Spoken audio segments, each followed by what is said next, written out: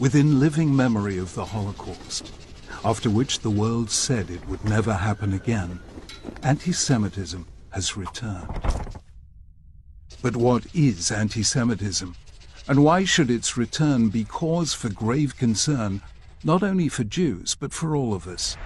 Historically, anti-Semitism has been hard to define because it expresses itself in such contradictory ways.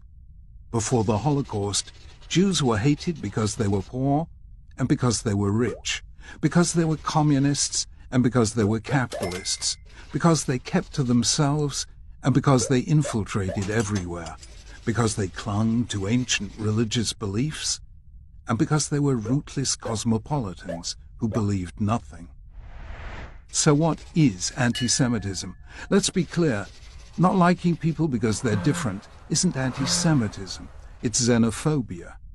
Criticizing Israel isn't anti-Semitism, it's part of the democratic process, and Israel is a democracy. Anti-Semitism is something much more dangerous. It means persecuting Jews and denying them the right to exist collectively as Jews with the same rights as everyone else. It's a prejudice that, like a virus, has survived over time by mutating. So in the Middle Ages, Jews were persecuted because of their religion. In the 19th and 20th centuries, they were reviled because of their race.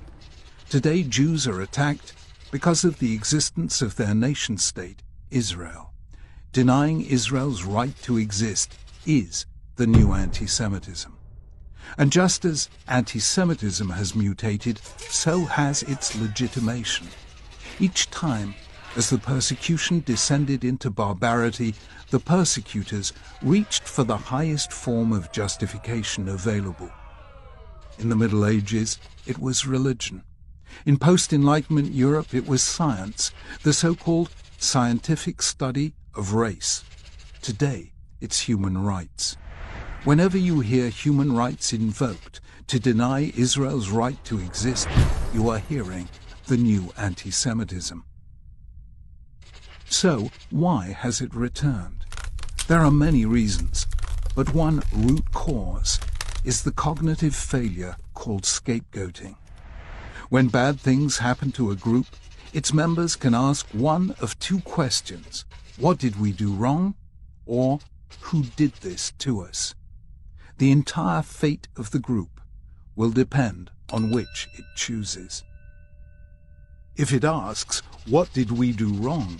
It has begun the process of healing the harm.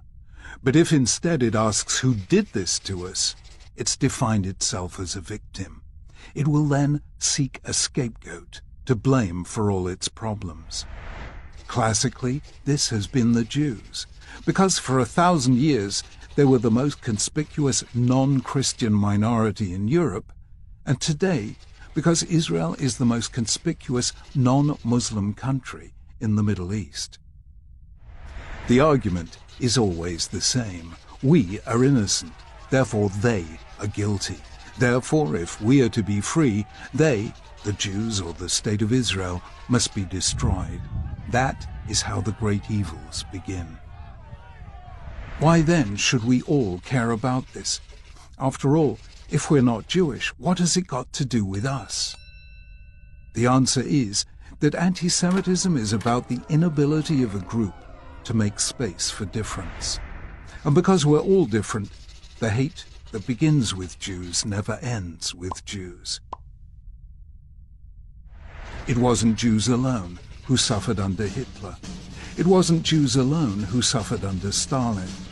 It isn't Jews alone who suffer under the radical Islamists and others who deny Israel's right to exist.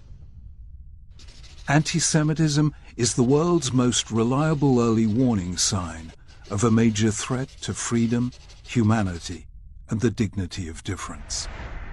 It matters to all of us, which is why we must fight it together.